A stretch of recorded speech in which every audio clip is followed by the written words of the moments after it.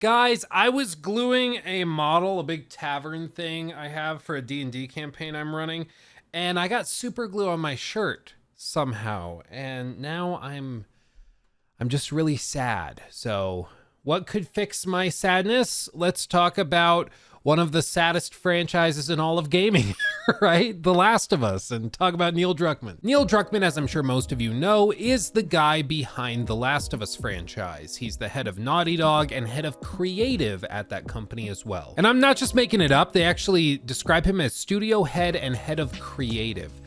I don't know what the difference would be. Like, I would imagine as the studio head, he would also be in charge of the creative vision of the company. But regardless, apparently it's a different title and he holds both. But basically what happened is that Sony / PlayStation did this little event where they collected a bunch of their creative masterminds throughout various studios and endeavors, whether it's with like film, TV, their camera division, or the video game division. And they got these people together and did interviews with them and put those interviews up on their website to describe what they see, like what their visions are for the future. What's the next 10 years of camera tech or film or TV or video games going to look like? And they asked them to pitch what their visions were. Now, personally, this whole thing seems to me like it was a ploy to hype up investors over the idea that Sony is going to be using AI, which is the new like investor buzzword all over Wall Street. And they're going to try to use AI in all sorts of different projects.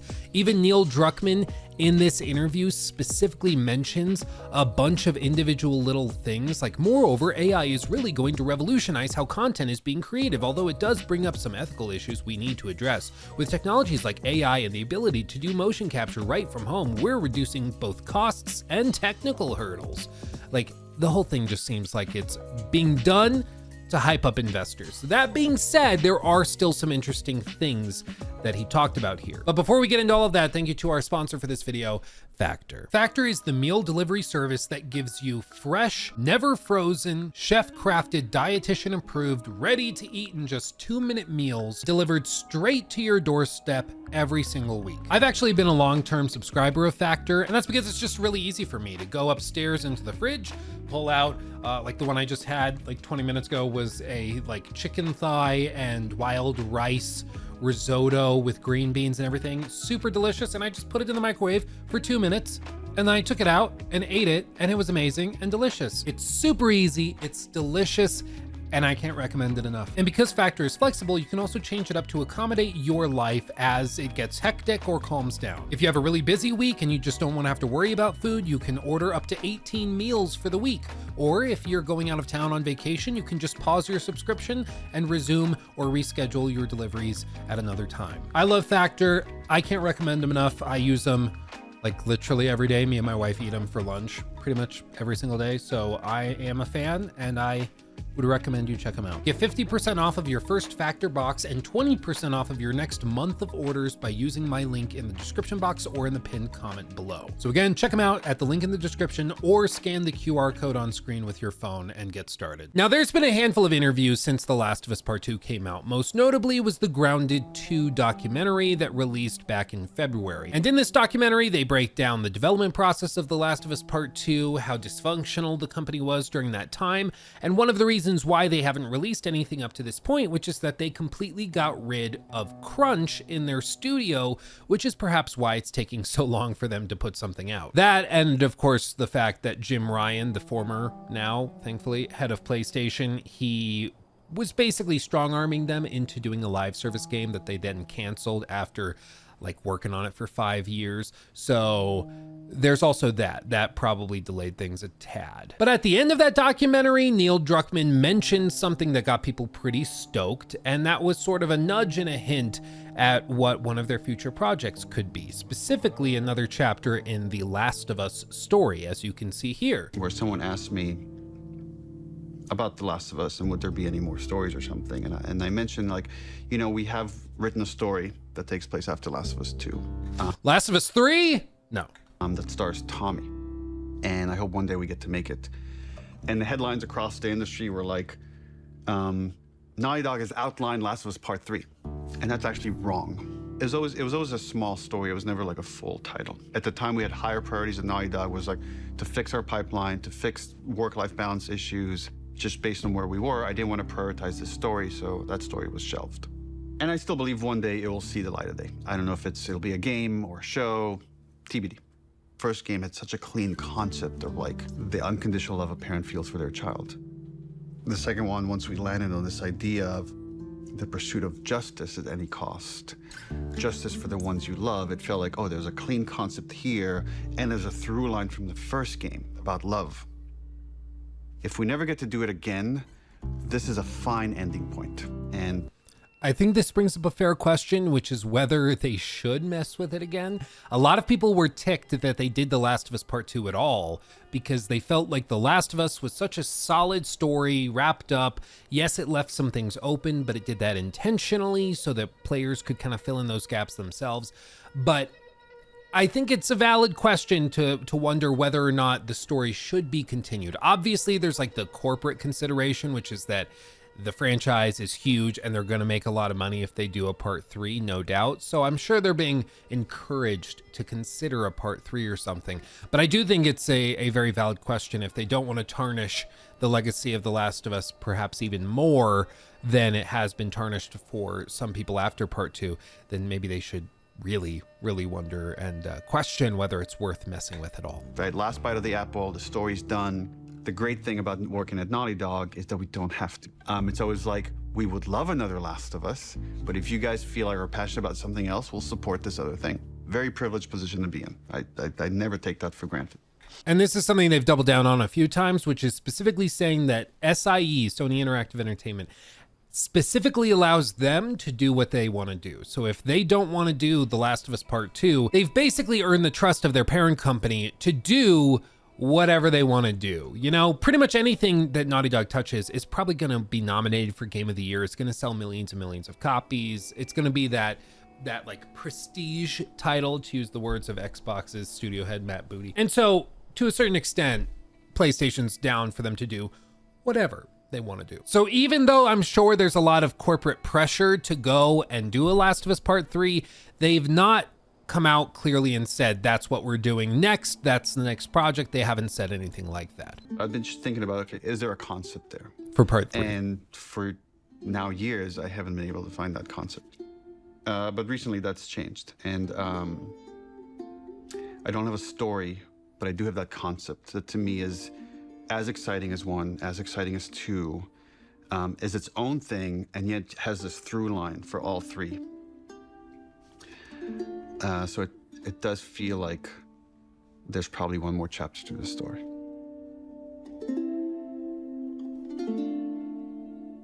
Last of Us 3 confirmed. That's what people have looked at as, oh my God, they're going to totally do it. And listen, I do think that they are going to do a part 3 eventually. However, I don't think that is the next game. You know, it's been rumored, people on the inside have talked about it a lot. There have been no official announcements, but it's pretty much agreed upon by most industry insiders and reporters that the next Naughty Dog game is not Last of Us related. Naughty Dog has also said that they are done with Uncharted and that they are looking to move on and do something fresh. So that kind of only leaves 2 options as far as I can tell. Either they go back to like Jak and Daxter, which I think is extremely unlikely, or they come out swinging with a new IP. And this interview that Neil Druckmann just did heavily suggests that that is the case. You see, in the interview, he outlines a lot of things, like how they use sophisticated procedural tools, aka AI stuff. Like, again, the whole interview is basically heavily suggesting they're using AI in a lot of creative ways and investors should be happy about that, blah, blah, blah. But ignoring all of that stuff, he talks about that creative freedom that Sony Interactive Entertainment gives them, saying one important aspect, not directly linked to production or Sony Interactive Entertainment's technology, is the creative freedom that the company provides. You have to take risks to find new ideas that connect with audiences. And even though Uncharted was a chart-topping success, it was important for our studio to innovate again with a new franchise like The Last of Us. Many companies would insist on sticking with profitable franchises, but SIE's culture and philosophy empower us to pursue new ideas. Art requires risk. You can't engineer perfectly and predict how successful it will be. I'm incredibly thankful that SIE trusts us to leverage our past successes to explore brand new creative avenues. I don't know how else to read that other than they're doing something new, something fresh. He specifically compares it, what they're doing right now, to the big shift that they had to do back when they had this really successful franchise in the form of Uncharted. They had just done Uncharted 2, which was popping off. And instead of just being like, okay, well, we're going to do Uncharted 3 and then 4, they said, okay, we'll do Uncharted 3, but we also want to start working on The Last of Us. And so then they released 3 and then The Last of Us out of nowhere, blowing everybody away. And to be clear, this is really important for companies to be able to do, because it's how you get often some of the biggest and best games out of nowhere. Look at From Software. If they had just kept making Dark Souls games, we would have never gotten something like Bloodborne or Sekiro or Elden Ring. But instead of just doubling down on the franchise that was making really good money, they decided to experiment and do different things that ended up all feeding forward and helping them build their magnum opus, in my opinion, in the form of Elden Ring. But it's because they took those risks, even when maybe the business decision that made the most sense was to just keep doubling down on the thing that was working. Or another example would be with Fallout. I know it's crazy to think, but Bethesda Game Studios was not always known for Fallout. That only happened in 2008 when they released Fallout 3. And actually, we just looked at the making of Fallout 3 documentary on my second channel, Luke Stevens Live, which you should totally go and subscribe to because we're about to hit 100K. It's going to be awesome. But anyway, we watched this documentary and there was actually a clip that I thought was really, really funny looking back on it. It's very, very short, but it's of Pete Hines, who has since retired. But he mentioned something about Fallout, which I thought was interesting. And I hope that eventually, someday, maybe many years from now, that we are just as well known for Fallout as the Elder Scrolls, because right now they are both our children. Like, that's crazy.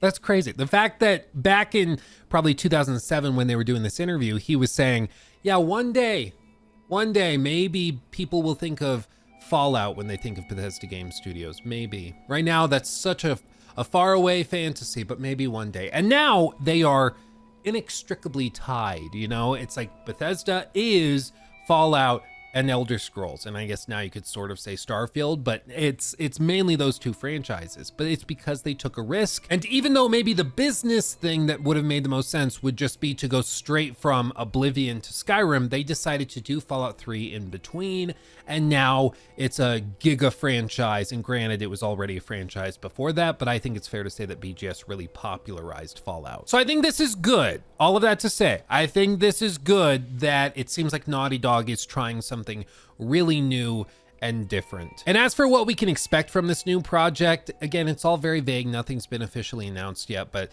the question was, could you share a personal vision or dream project you hope to see realized in the future of entertainment?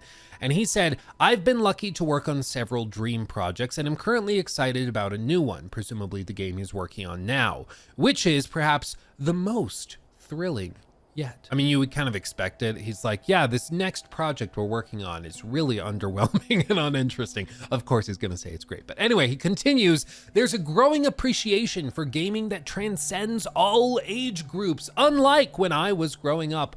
This shift is highlighted by our venture into television with The Last of Us, which I hoped would bridge the gap between gamers and non-gamers, which I would say it basically did. I mean, I had like my parents mentioning The Last of Us show out of nowhere, and that's crazy. Like, it is a video game franchise, not like a book that turned into a game that turned into a show like The Witcher, but no, in this case, it's just straight up a video game franchise adapted to TV, and it's massive, it's huge. He says the show's success has spotlighted gaming, illustrating the rich, immersive experiences it offers. This visibility excites me not only for our current project, but for the broader potential of gaming to captivate a global audience. I'm eager to see how this new game resonates, especially following the success of The Last of Us, as it could redefine mainstream perceptions of gaming. Now, it's pretty standard for any like head of a big gaming company to say, yeah, we're gonna reinvent the wheel. We're gonna reinvent gaming. It's gonna be stunning, brave, and beautiful. I mean, I'm pretty sure that like Activision says that every year about Call of Duty, and EA says it every year about Madden. And they're like, yeah, this one is totally special. We promise. Fingers crossed. Total, it's gonna be crazy. But I think the difference is here that Naughty Dog actually does have a track record of significantly pushing the boundary every time they release something. Like seriously, every time there's a new Naughty Dog game, people see the trailers and are just baffled that, for one, graphically it's running. And then they see the gameplay and they're always shocked that that was also possible on that hardware.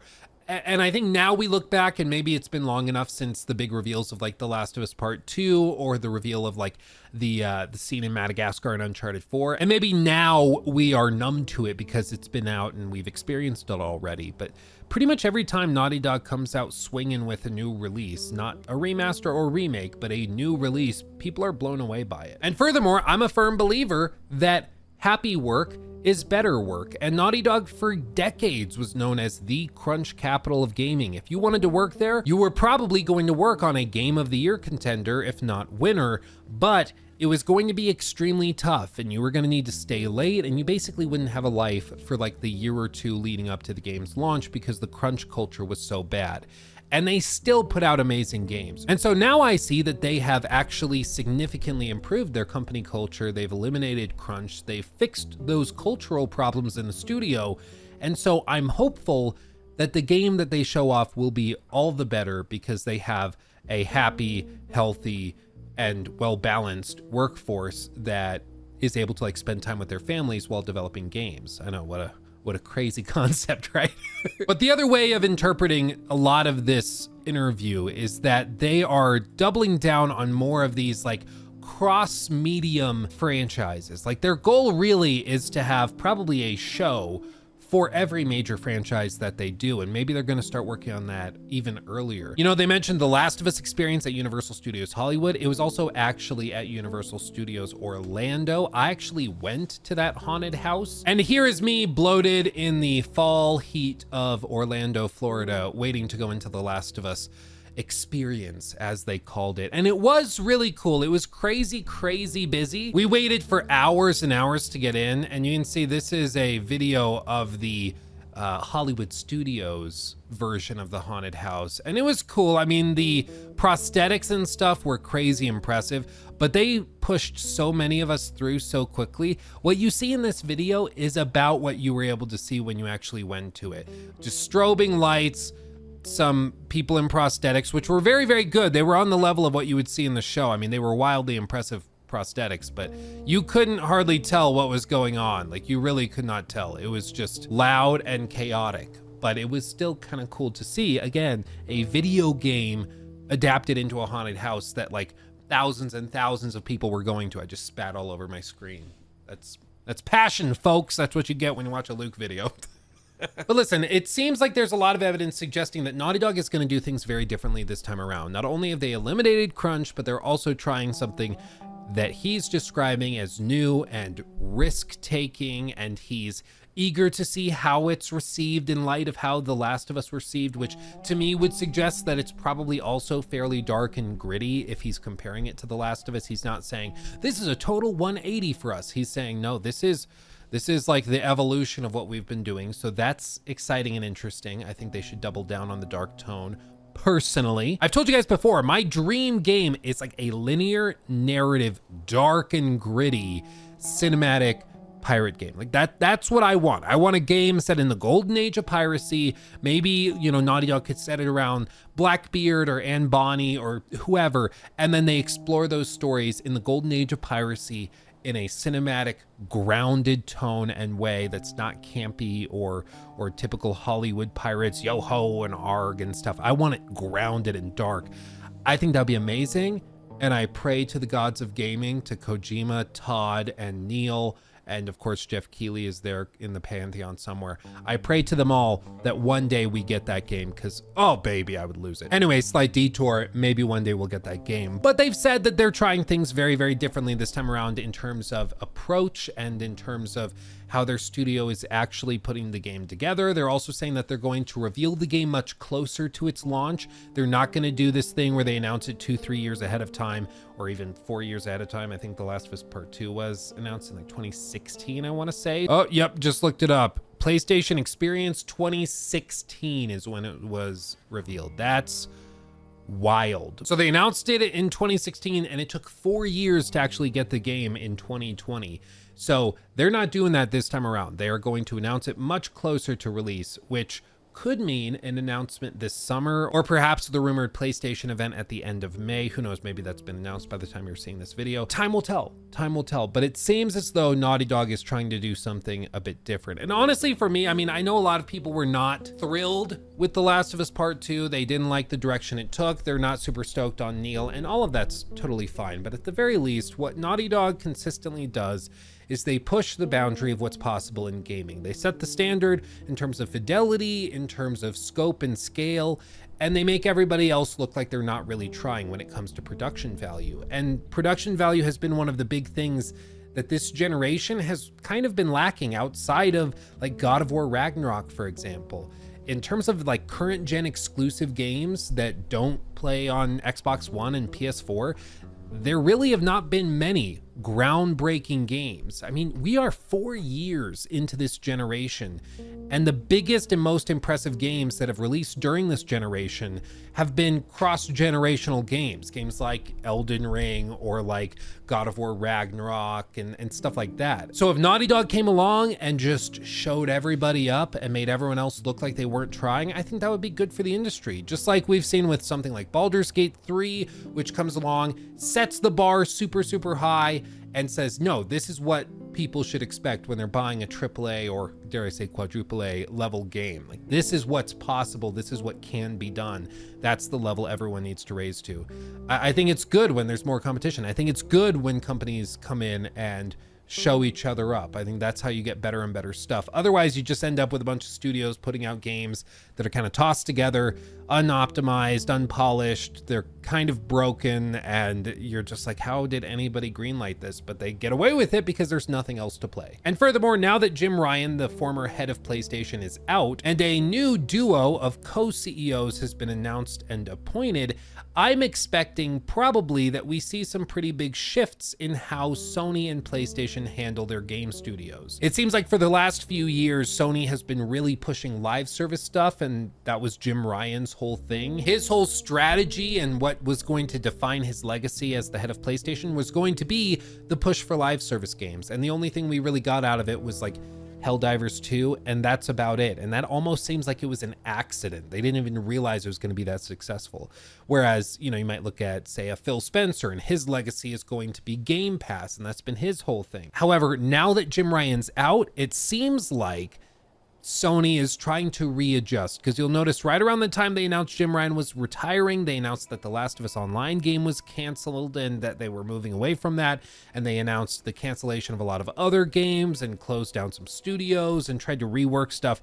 So it seems to me like we are about to get back on track to what I think most gamers were hoping for from PlayStation for this generation, and the last like 3-4 years have basically just been duds outside of, you know, a couple of exceptional titles. But you know what? Better late than never, and maybe in the next few years we'll start to get some really, really good games coming out consistently again, similar to what we had in the PS4 and Xbox One generation. I mean, you think back to what we had, like every year there was just a new phenomenal groundbreaking game, and this time around it's like, where are the big studios? Like, what have they been doing? Like, we've gotten again a couple of really solid games like in Elden Ring, God of War Ragnarok, we got Baldur's Gate 3, which was in early access, so it didn't really come out of nowhere, but still that was there. But really, we just have not gotten the steady drip of fantastic games, and I'm really hopeful that that changes soon. And you know, if you read this interview with Neil Druckmann, he talks a lot about AI tools, about using technology to speed up development and work more efficiently and all this stuff. So if this interview is to be believed, it seems like there are new tools they're using that could potentially speed up development. So maybe we'll get these games sooner than later, which would be awesome. But with all that said, let me know what you think of all of this. Are you even interested in the next Naughty Dog game, or are you checked out after The Last of Us Part 2? Or are you going to wait cautiously on the sideline until they show something? Let me know where you're at. And of course, make sure to like the video because that always helps, and subscribe because that would be Gucci gang. With all that said, thank you for watching. I love you all dearly, and I'll see you in the next video. Hugs and kisses. Bye-bye.